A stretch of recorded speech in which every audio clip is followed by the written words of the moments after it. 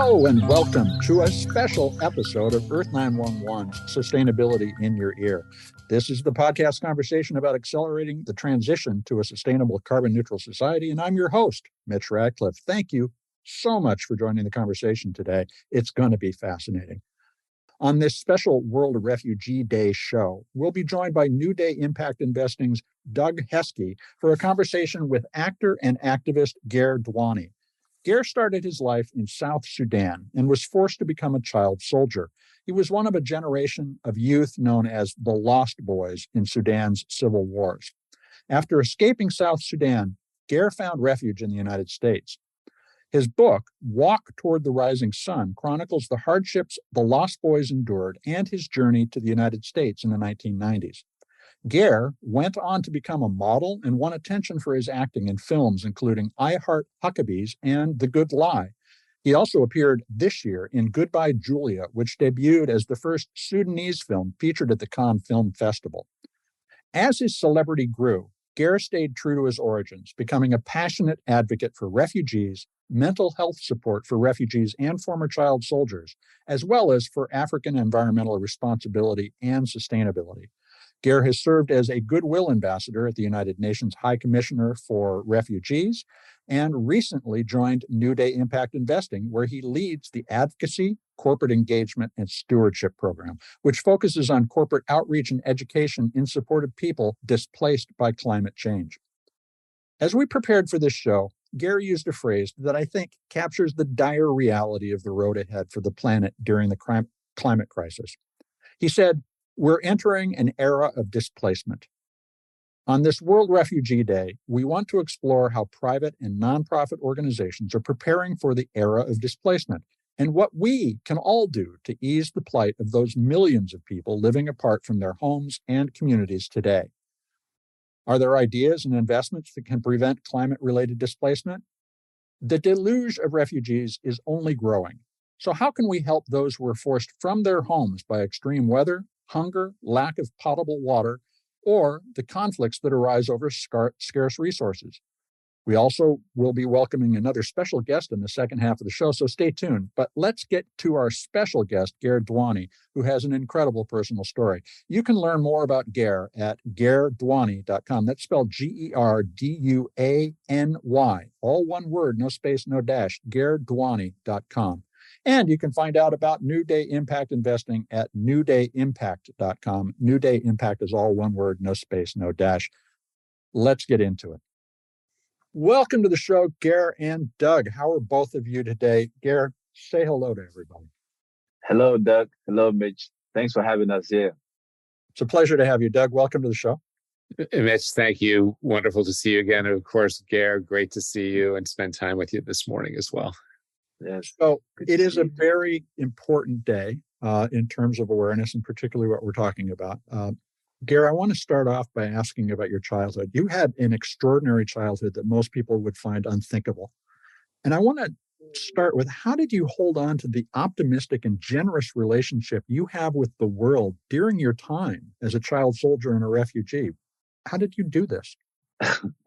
Well, that's a good question.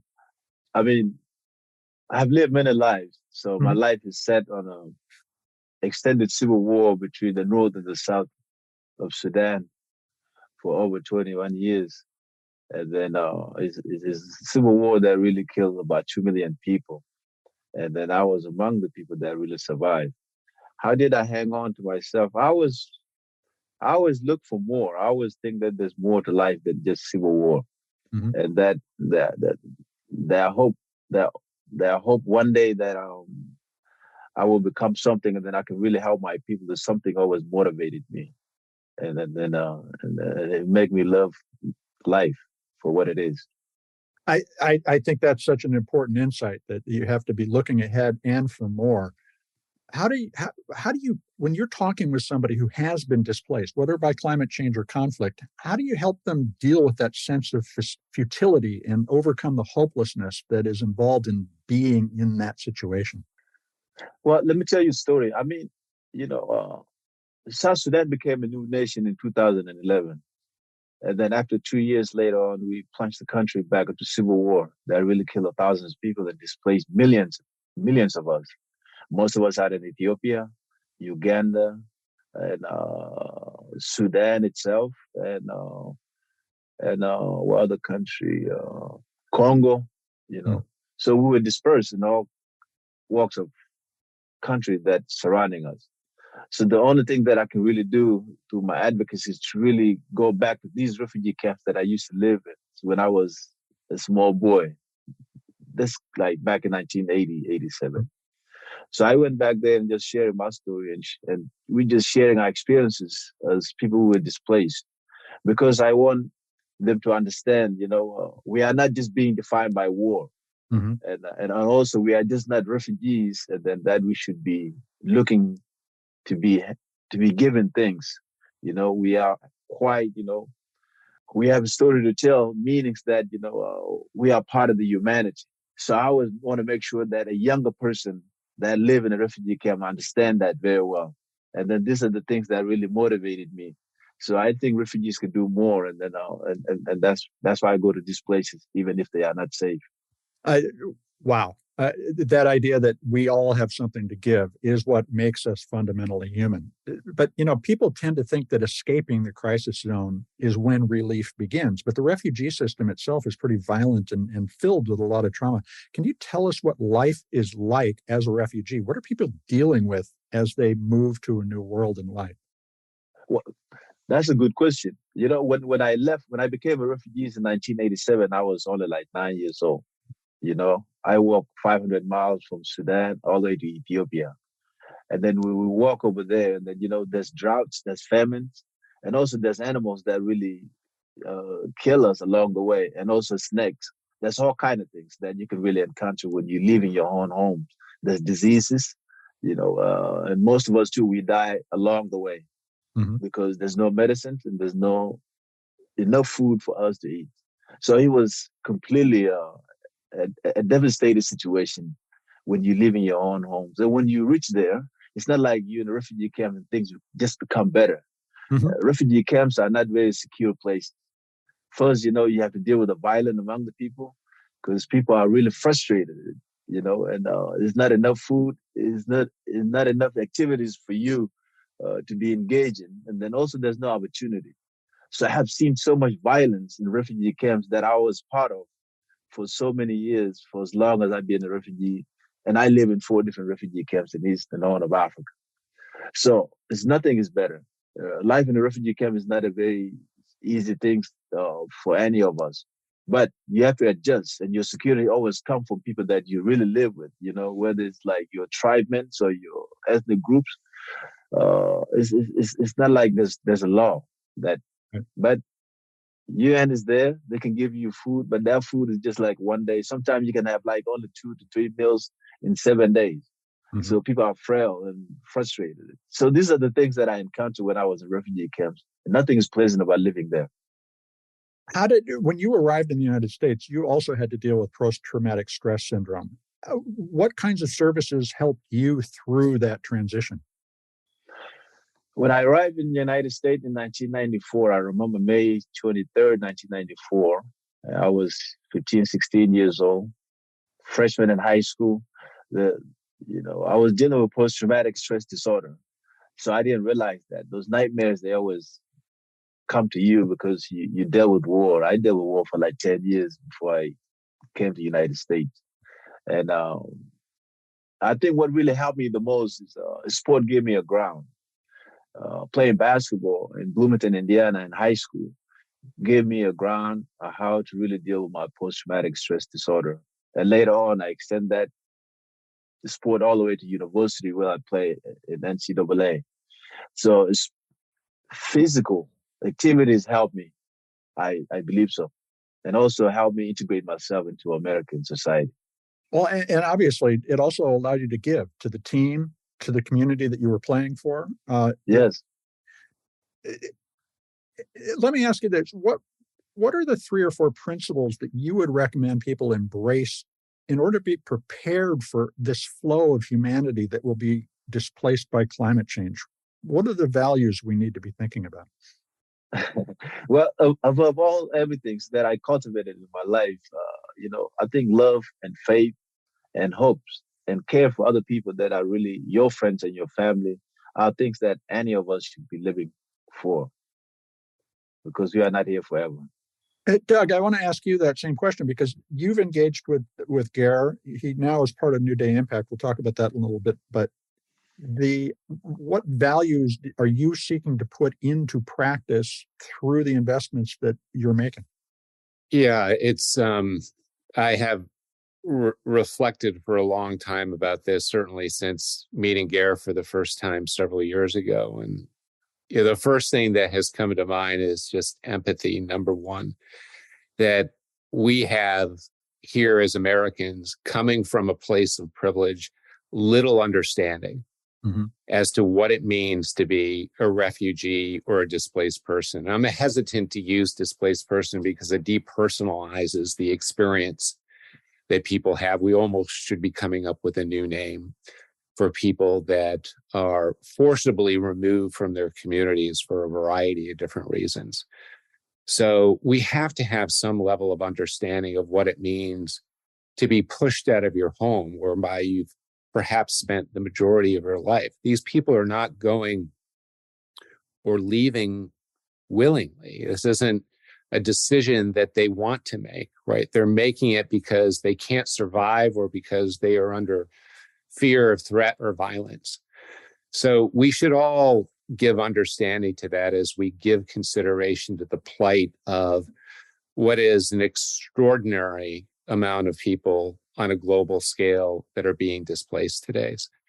And as host countries, we should be doing all that we can to respect their dignity, their security, their social connectedness or need of social connectedness, and their personal identities.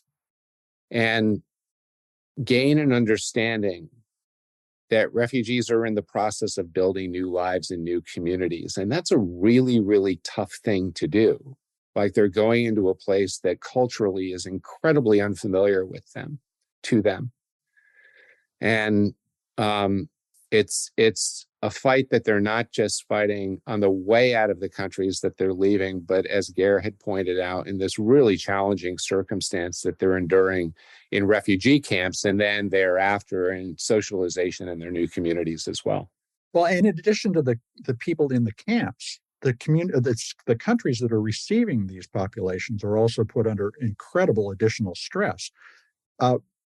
As you think about what New Day and the Advocacy, Corporate Engagement, and Stewardship Program are going to do, what are you thinking about how to balance the investments you're making in refugee care with the communities where those refugees are going to end up, which will need additional services and funding too?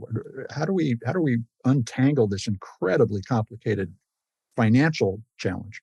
You're right, and it is incredibly complicated. And one of the key areas of focus for us is really building financial resilience and identifying corporate organizations that are assisting displaced persons in building that social connectedness and new lives in their new host communities. And there are a lot of great examples on a global scale of organizations that have made it their mission to employ refugees into, new jobs as entrepreneurs and providing financial assistance to them as well.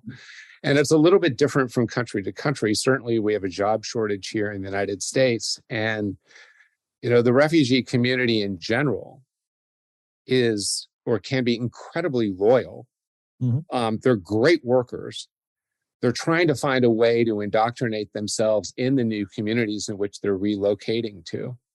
And so as a part of the work that we do at New Day through, in particular, through corporate engagement and advocacy, we, with the work that we're doing with Ger, are getting out there talking to organizations about how they can be responsible stewards in the community and supporting the refugee community. Well, Ger, tell me about how you do that. What is a typical day in your role at New Day Impact like? Are you talking with companies? Are you talking with organizations? Well, like Doug said, a typical day would be talking to a person like you in this important podcast, because all of these things that we try to do to really re-examines our society, our global society, they need a conversation like what we are having now. And Doug and I have been reaching out to a lot of different people, individuals, and my friends who are really in the corporate world, and also his networks. And then we have quite a number of people that we are reaching out to, and they really lending us an ear. And that's very important for me. This is the good beginning. It doesn't seem like as a child you were probably thinking, I'm going to end up working for a financial services company someday. How did you two connect and get started in this relationship? Well, hey, Mitchell, me, I have a lot of opportunities. So I did a lot of work, in the sense of like, I used to do a lot of modeling. And also I still do acting. So I had a good friend of mine named Georgie, which is a mutual friend between me and Doug. And that's who really introduced us. And then from there, Doug and I, we hit it off, and we just couldn't stop talking about how to talk about issues that really bother us globally. Doug, did you have the idea of the advocacy and corporate engagement and stewardship program in mind already? Was it already up and running before you connected with Ger, or did we see this grow out of your relationship? A little bit of both, particularly as it pertains to the refugee issue. So, we are very focused on this idea that advocacy and corporate engagement plus capital, and using capital as a tool for change, equals impact. And we run what is a diversity, equity, inclusion effort at the organization, which includes an investment portfolio that invests in public companies that are advocating for these core components of DEI, which we refer to as addressing gender-related issues, communities of color, displaced persons and refugees, the LGBTQ plus community, and then persons with disabilities. So this is a core component of the work that we do. And what we know is that if we want to advance these efforts in meaningful, deep, and long-lasting ways, it's got to include this corporate advocacy piece. Corporations today have more power than they've ever had on a global scale. They, in many respects, have been core contributors or chief contributors to the problems that exist today. So our determination is to build market-based solutions to get organizations to help fix these problems alongside us. Here, you've also said that you make decisions about films or projects you're going to work on based on their alignment with your values. So what criteria do you use when you're deciding how to spend what's very valuable and influential time? Well, every film that you ever make is always different from one another. And sometimes, we grow. We grow with time, and we get to learn what is important and what is not. So I currently, I did a movie. It's called Goodbye, Julia, and it's based on how my country split into two nations, Sudan and South Sudan. And I think the criteria that I used to really choose that film was the importance of the previous civil war, and then try to mirror the issue that really split this largest country in Africa to become two nations, and because of our differences. The criteria is family, very important, identity, because I think Sudan been going through conflict of identity for centuries, and also politics, So I chose that movie to do on those basis because I wanted to revisit a country that I was displaced, and while not knowing what is the custom of the people in the North Sudan, and why they introduced the Sharia law in the nation in the first place, while we live in the South as an African descendant. So I wanted to reach out to my people, and the best way for me is sometimes film. Well, in addition to film, you've chosen to work with New Day, and you're doing a number of different things. Yes. Why is the market-based solutions that you all are seeking to encourage a good use of your time? And this is not meant as a challenge, but I'd really like to understand how you internalize the idea that money can result in productive changes. Well, when money are being given in a very creative way, building things they have a meaning. So, what motivated me the most about the new day is the fact that, I'm being inspired. I'm inspired just like anybody else. The impact is very important.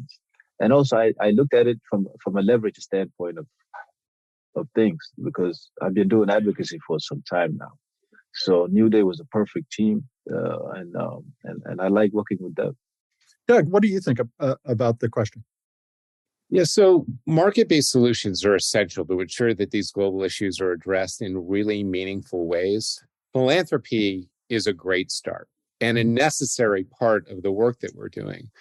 But we need to do more than just contribute capital or grant capital to this. We need to get the markets moving in a direction that build a sustainable solution for the future.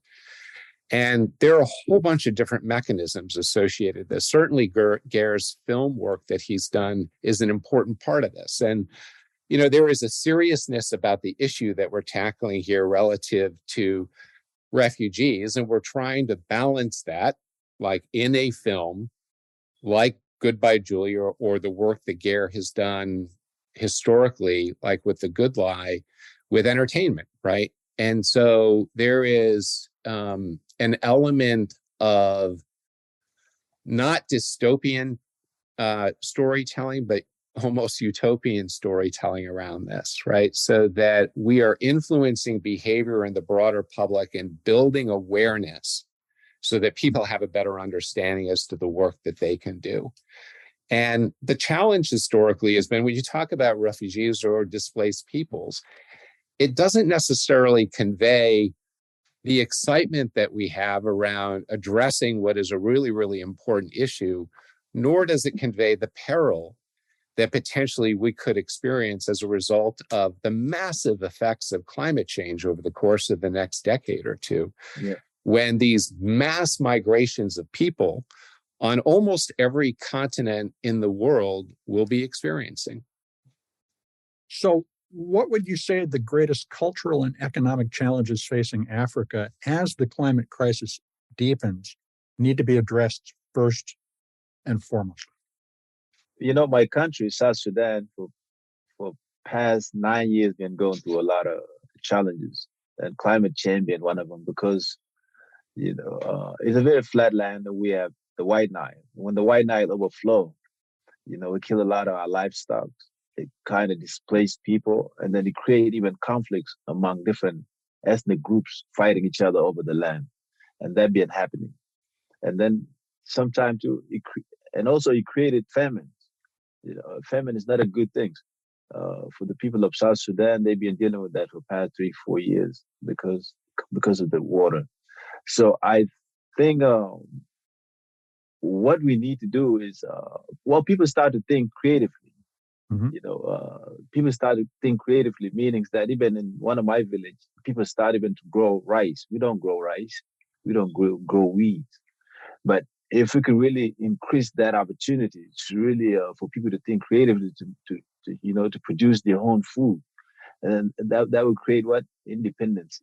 So now they don't have to really look for food to be thrown from the air to, from a different part, with the airplanes, and then getting in the water, and then for people to go over there to go find the food is not really even it's going to be spoiled.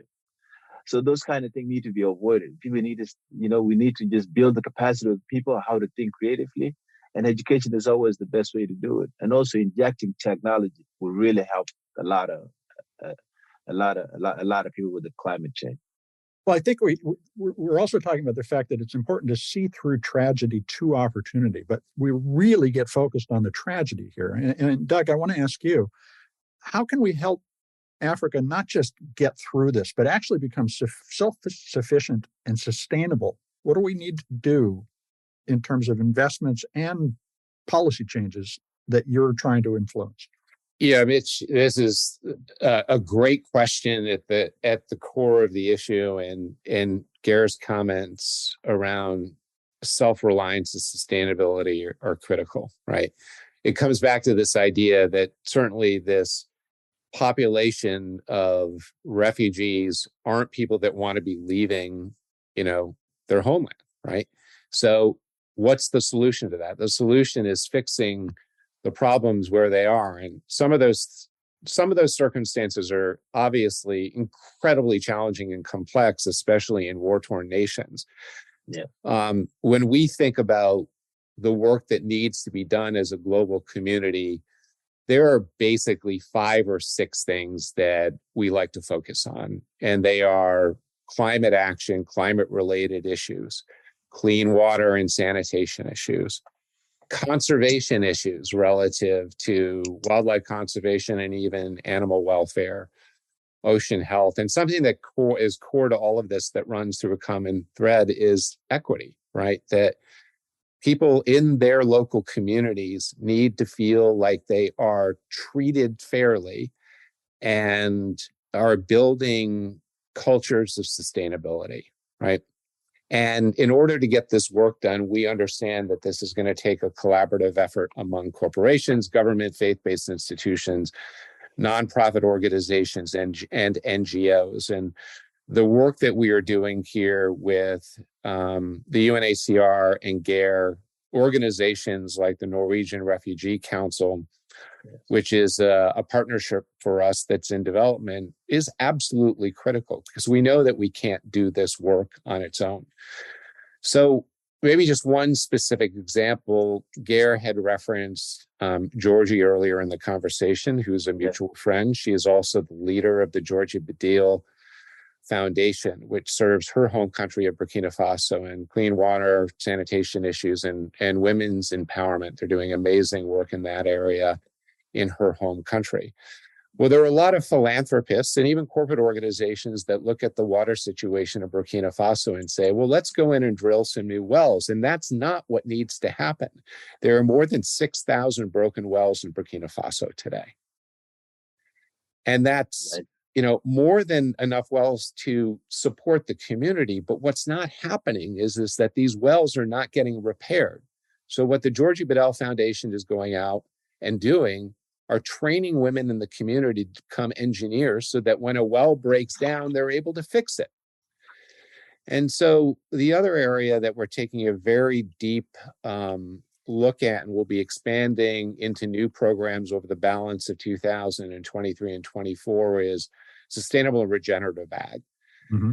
And we are in the midst of a changing planet right now. And, food source and food resources are going to be incredibly important over the course of the next decade, given the warming planet and lack of water access and whatnot.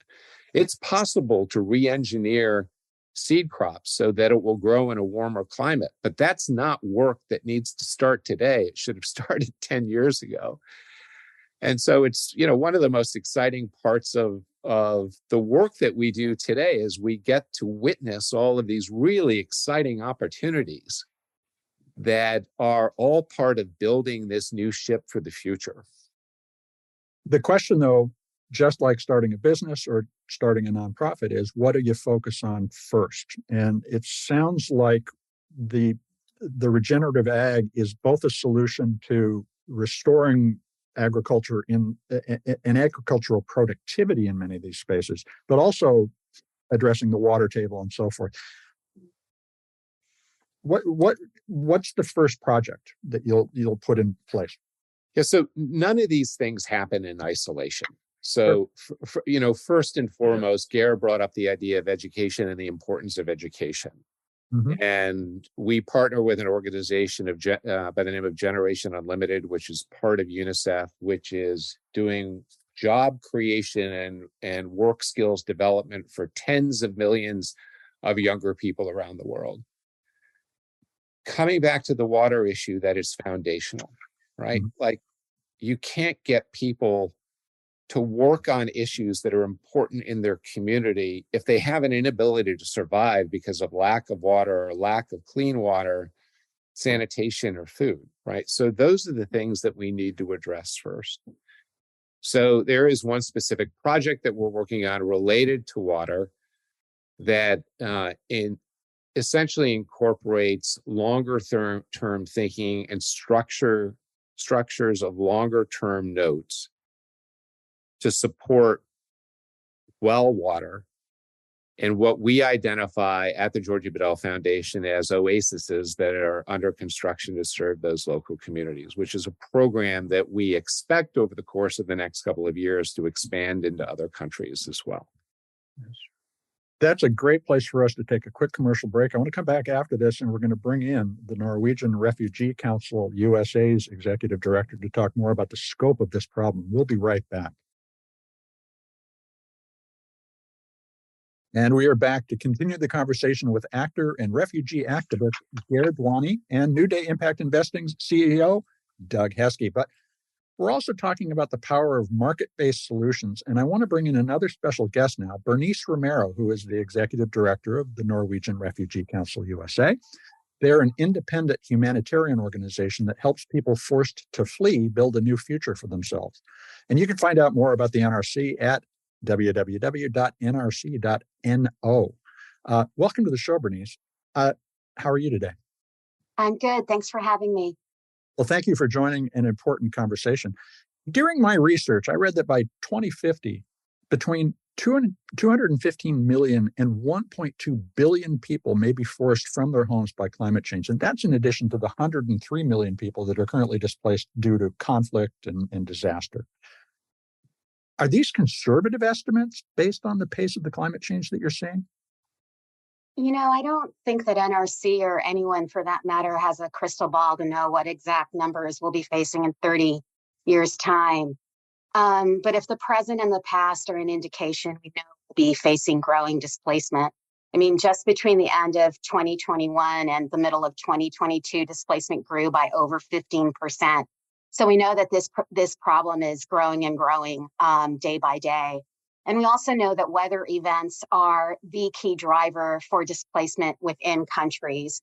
And, you know, as we see the severity and the frequency of weather disasters increase, we can count on increased displacement as people are forced to leave their homes, not only in an emergency context, i.e. a hurricane hit and you have to evacuate, but also as the erosion over time of people's assets and sources of livelihoods decline. In a place like the dry lands of East Africa, for instance, drought means less crops, it means less pasture land, and that means less means to make a living. So, on the one hand, we think of refugees as people who are displaced from their country, but you also just said that internal displacement is a major issue. Yes. Can we work with countries to make them more resilient in order to support their own people when there is a crisis? Yeah, I mean, a lot of the work that we do, for instance, is within a programmatic framework that we call economic inclusion. And that framework really seeks to give people the skills, the experience, the training that they need to become more self-reliant, but also to become more resilient so that they're able to absorb and survive these kinds of shocks when they come. So there are three aspects under that economic inclusion framework. There's legal inclusion, so looking at issues to do with having the correct documentation, advocacy in country to ensure the right to work, having documentation around your legal identity. We look also at social inclusion, which is how do we help internally displaced people as well as refugees build meaningful relationships with the new communities that they find themselves in. And we also look at financial inclusion, which is how do we ensure that people have access to credit and loans in their new environment? How do we train them to, start up businesses and do other things that contribute to self-reliance? And that's applicable both to people that are on the move within countries as well as people that are forced to cross borders. Do you see the factors driving that displacement changing due to climate change? What kinds of amplifications of these problems are you expecting and planning for? I mean, I think, unfortunately, that we believe that for lack of a better word, traditional drivers of displacement, conflict, violence, persecution, and human rights violations are going to continue to be on the rise. And what we are seeing is that climate change and weather impacts add an additional layer of complexity. So, for example, in Somalia, a record 1 million people fled their homes in just 130 days at the beginning of this year. And when we did an assessment of those drivers, we didn't see just one driver, but basically a combination of conflict, drought, and severe flooding. And we also saw that people were being displaced often for a second time. So, they were already in an informal settlement because they fled from a war and a flood hit, and then they were fleeing again. So what that means for us is that we really need to take a more holistic approach.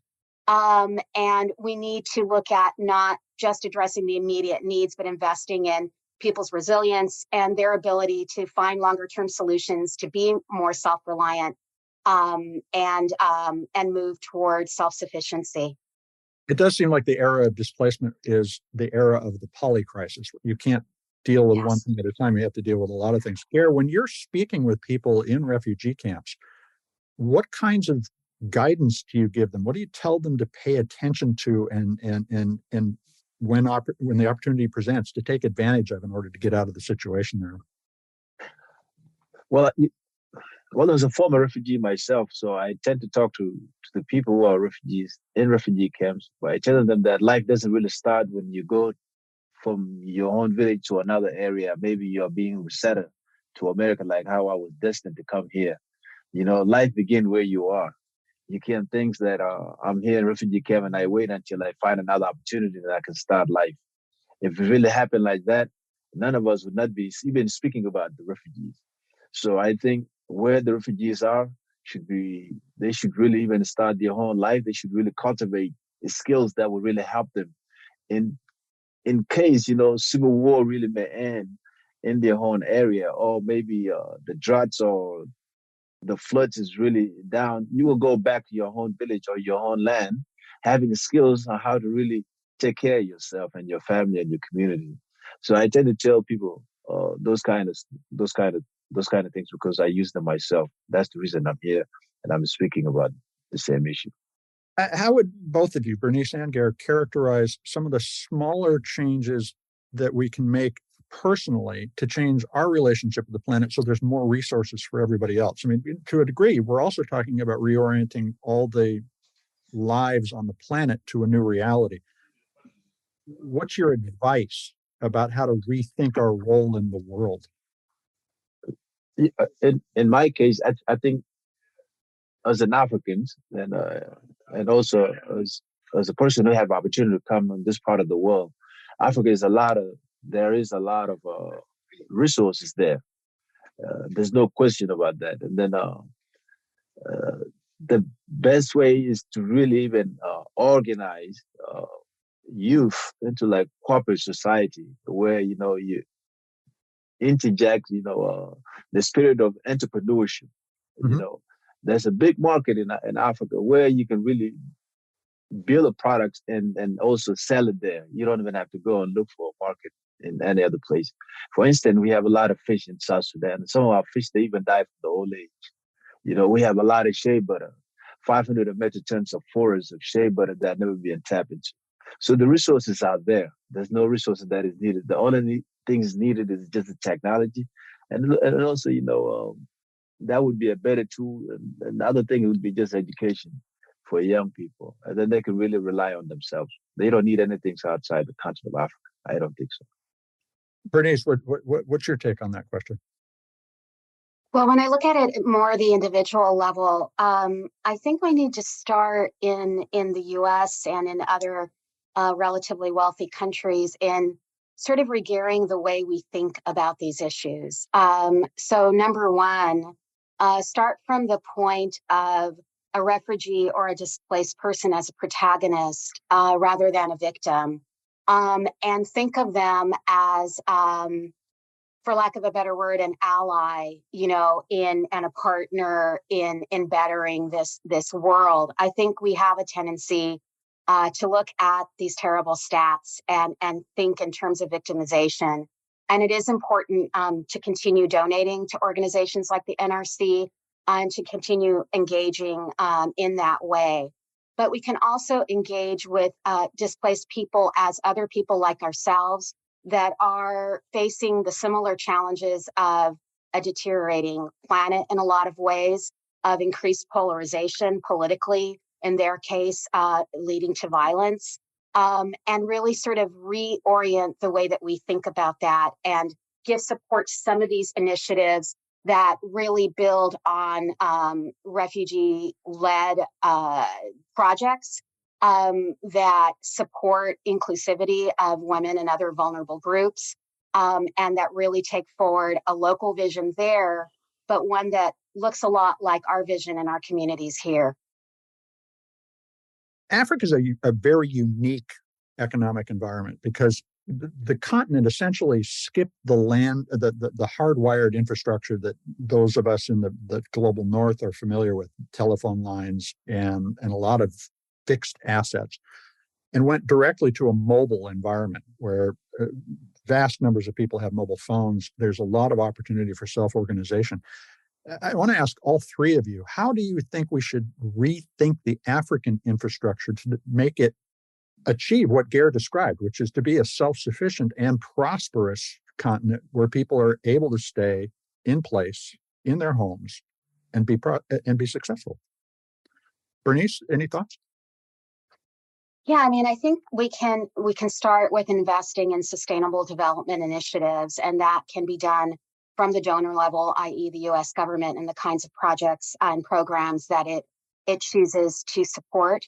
I think that we as organizations, as humanitarian organizations and other organizations, can advocate to build awareness of what are the different investments that need to be made to make things more equitable and more sustainable, and just build awareness and build more connections and start exploring more innovative solutions through partnerships such as the one that we're exploring with New Day.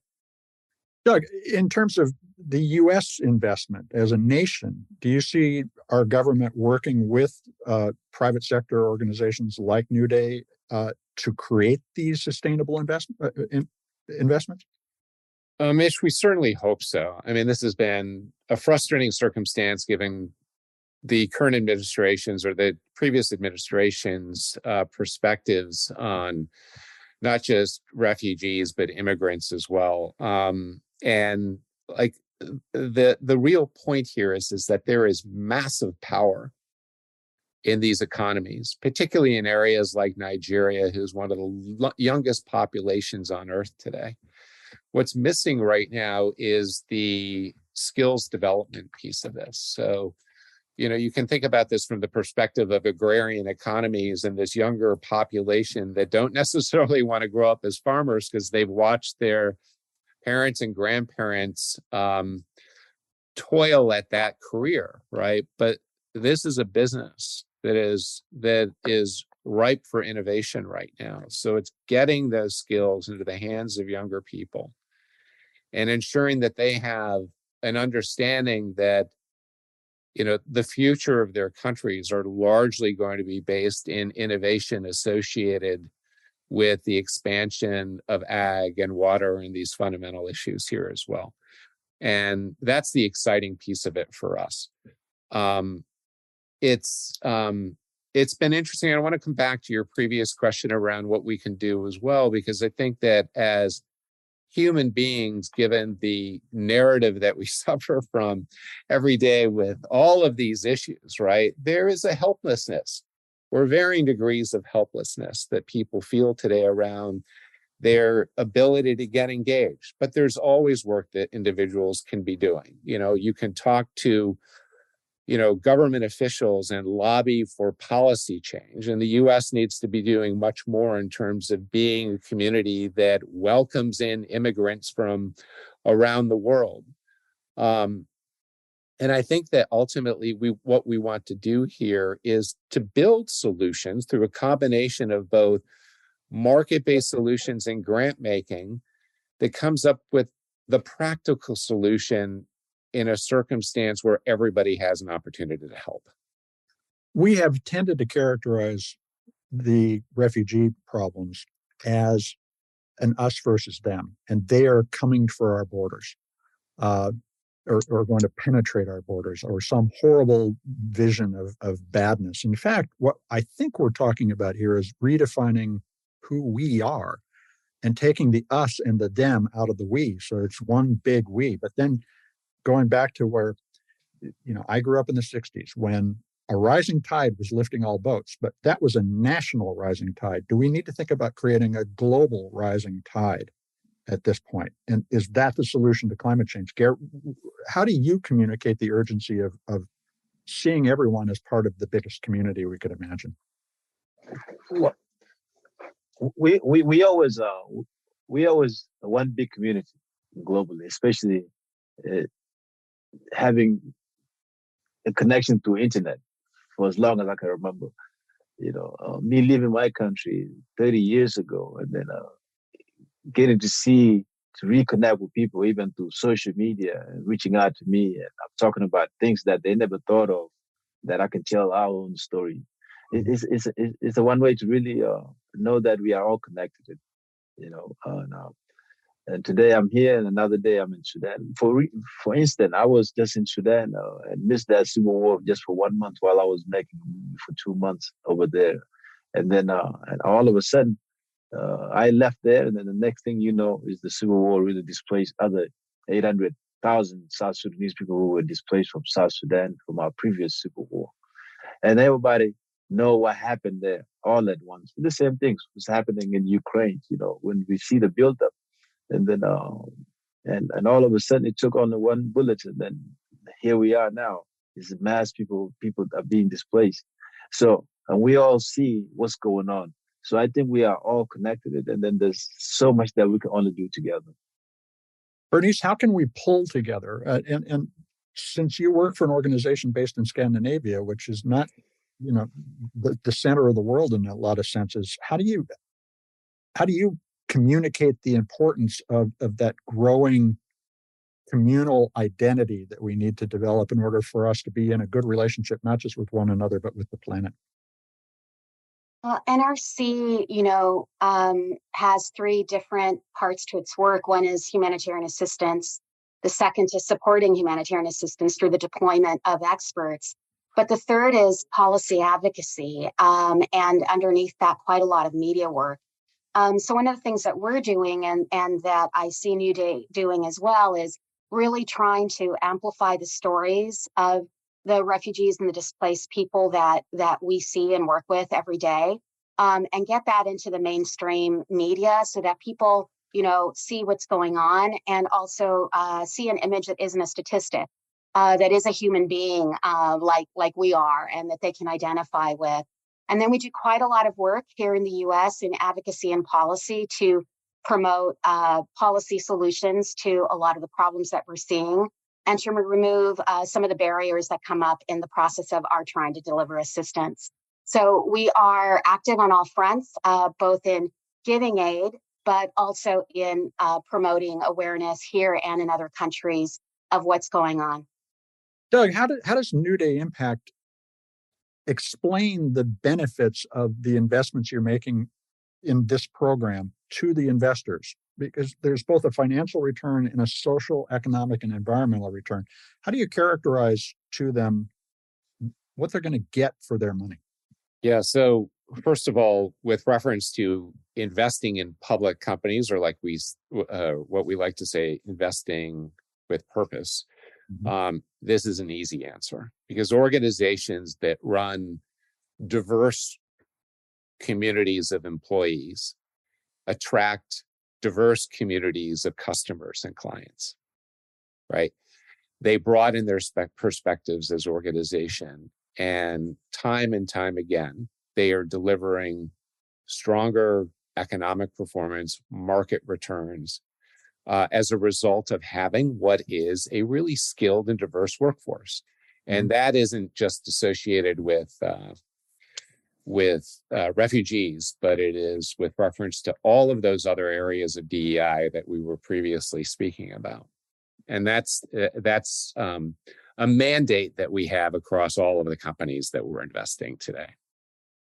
In terms of additional benefits of my investment, if I were putting money into one of your funds, there is the opportunity here to help raise the African economy and participate in it. Is that something not only investors need to be thinking about, but the U.S. in terms of our geopolitical strategy? do we need to make sure that the rest of the world is prosperous in order to retain our economic leadership? Not necessarily our moral or political leadership, but our economic leadership.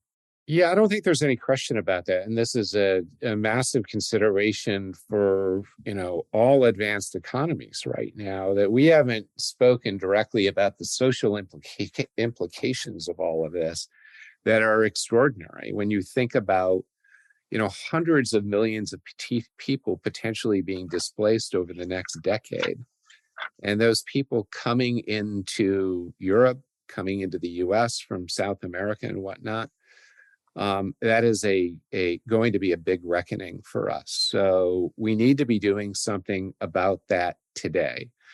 And frankly, one of the advantages that we think we have as an organization is that as a part of these impact initiatives that we are developing and currently running, we're taking a portion of our revenues and contributing it back to our partner organizations, whom in most cases are the organizations that are most familiar with the issues, number one, but number two, doing the grassroots work that they and only they can do as organizations.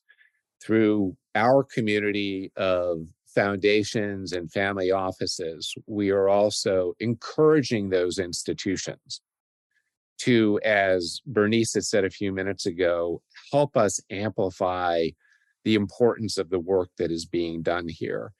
And that's across the board, from broad citizenry to the institutional community, through everybody that potentially has a hand in helping us solve this issue. It seems to me one of the ways, speaking specifically to Africa, that we could make the biggest impact would be to enable the circular economy there and perhaps allow that continent to be the leader in terms of recycling, reusing, really doing everything so much more efficiently so that there is enough for everyone that could set an example for the world. Ger, do you see this as a direction that the continent needs to be headed? In fact, let me ask it this way. If you were to sit down with African leaders today, what would you tell them to try to build in order to create the environment that we're talking about? I think this investment in education opportunity for youth in Africa would be very, very key things to really straighten our continent. And every leader should really have that in mind. And of course, that creates an efflorescence of creativity and innovation when people are well educated. Yes. Doug, in terms of additional investment in the infrastructure for circularity, do you see that as a priority for Newday? We are in the process of examining that right now. So we largely operate in the public security space because large public organizations, oftentimes even related to technology and innovation, can be sort of public company incubators for a lot of important technology. And so we're not making private investments today. We are giving consideration to that as something that we evolve to over the next couple of years. It's important to address both. I mean, there's a lot of excitement that goes on relative to innovative technologies, but when you measure them all in aggregate, today, the impact that public organizations can have, given their massive footprints, is far more significant than the capital that's contributed to organizations that are driving innovation. What's important is that both paths are pursued. Bernice, even in a refugee camp, could we be engaging in education and examples of circularity in order to create that movement that we're going to need to make countries resilient and supportive of their populations even when they're displaced? Yes, and to a certain extent, we are doing that. At the NRC, for instance, we're looking very much at our own operations and setup. So we are establishing what we're calling a green fund to solarize all of our operations, any of the camps that we are operating in, et cetera. And really looking first at ourselves, frankly, and the footprint that we're leaving in how we do our work. So there are various initiatives that look at, solar cook stoves, different initiatives that our sector engages in to build more of that awareness and look at building that up in places where people are settling. Ger, what are some of the projects you have planned in the next few months or in the next year to amplify and create awareness around the refugee crisis? Well, I've been going back home, back and forth, and it's still, we still have a lot of internally displaced persons in South Sudan, in Juba, and all across South Sudan, and also we still have millions of people outside the country because of our previous civil war. So what I really encourage when I'm out there is like I saw opportunity in my country where we could really have projects that really create jobs for young people. Like I saw the opportunity in the fishing industry, and that need to be organized. And then and also, like I said earlier, the shea butter is another product that is in the country, and but we have to educate our people, how to really organize themselves, and then they can come back home and then knowing that they can create jobs for themselves. So I'm interested in the field of private sector in my country. So let me ask each of you, but beginning with Ger, how can our listeners take an action today to support your work and the refugees who are currently struggling with being displaced? I think there's a lot of things that anyone can really do where they are. You can talk to your local people, your local authority, and you can come and listen to some of the conversation that we are having today, and then you can really see exactly what's the New Day is doing, and how much work NRC been involved in for as long as I can remember them as an organization, because I'm part of the team in Washington D.C. So I would like everybody to really lend us an ear and come join us. Bernice, how can people follow along with what NRC is doing, as Ger was saying? You can do a couple of things. You can follow us on Instagram and Twitter at NRC_Norway, or go to support.nrcusa.org. But to answer your question about what people may be able to do more generally, I think there's often a perception that Americans don't care about what's going on in the rest of the world, that we're largely domestically focused. And that message has been very internalized by a lot of our members of Congress. So getting involved in advocacy, targeting your Congress people and showing that you care about these issues is actually an important step in, I think, getting more engagement, more policy engagement. And we know that where there's more international attention by policymakers and large, important governments like the US, more attention goes to those crises and more funding goes to that. So that's one step people can take.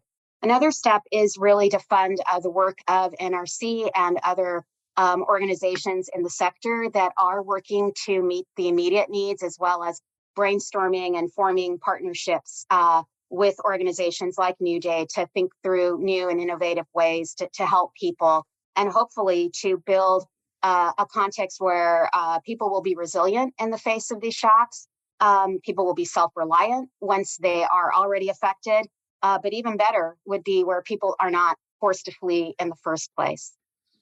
From your lips to God's ears. Doug, what about what New Day is working on, and how can folks back your efforts? Yeah, so there are three things that we have always, as our organization has been growing over the last 6 years, been committed to. And those three things are what we define as getting informed. So make sure that you're aware of the issues. It's listening to things like this. It's sharing this podcast with friends and family. It is using your voice to advocate for change, as Bernice was just sharing.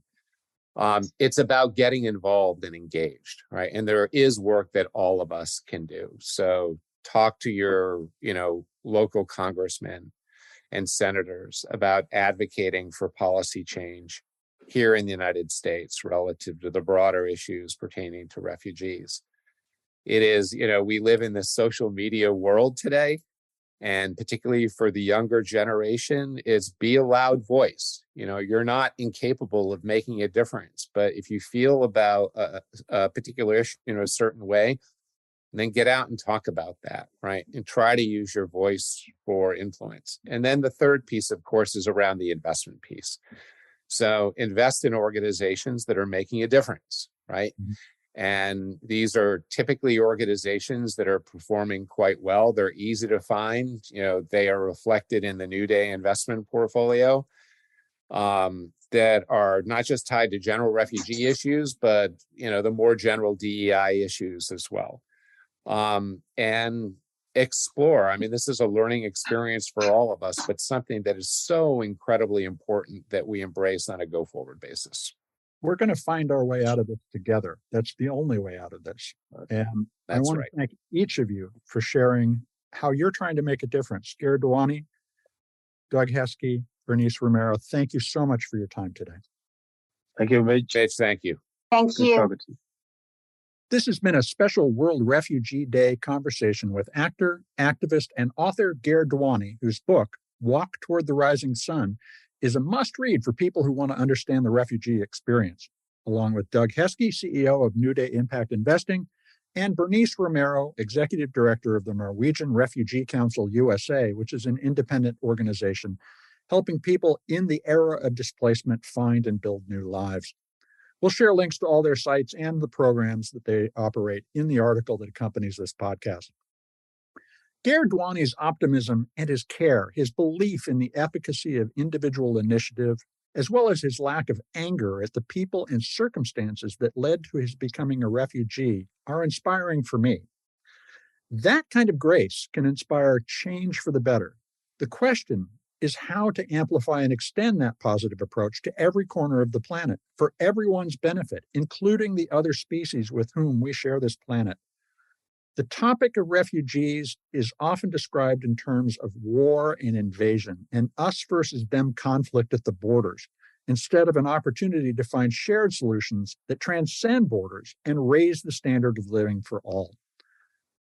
If we can bring the values of love, faith, hope, and care for others to life through public policy, charitable organizations, and private investment, we might just revitalize the hopes that society had when the Cold War ended about 34 years ago. Since then, climate change has leapt into public awareness, complicating this challenge and creating more despair and displacement than even war once did. Today's conversation suggests that we can overcome these challenges together. It will take a determined effort to look past the boundaries of our immediate communities to see and embrace all humanity as partners in reinventing the world to create a sustainable, restorative relationship with nature. And I hope you'll visit gerduany.com, the Norwegian Refugee Council's nrc.no website, and consider making ethical investments to support equitable growth. Check out newday-impact.com to learn about their impact portfolios, which address issues ranging from clean water and diversity, equity and inclusion, to ocean health and fossil fuel-free investing. And keep an eye out for our next New Day Impact Environmental Influencer conversation. It's coming up later early in July, and I think you're going to find it very interesting. Folks, would you take a moment to share this podcast or any of the more than 400 interviews we produced on sustainability in your ear? Writing a review on your favorite podcast platform will help your neighbors find us. So please be the amplifiers that spread more ideas that we can create less waste. Tell your friends, your family, and coworkers they can find us on Apple Podcasts, Spotify, I Heart Radio, Audible, and other purveyors of podcast goodness that they may prefer. Thank you so much, folks, for your support. I'm Mitch Ratcliffe. This is Earth911, and we will be back with another innovator interview soon. In the meantime, folks, take care of yourself, take care of one another, and let's all take care of this beautiful planet of ours. Have a green day.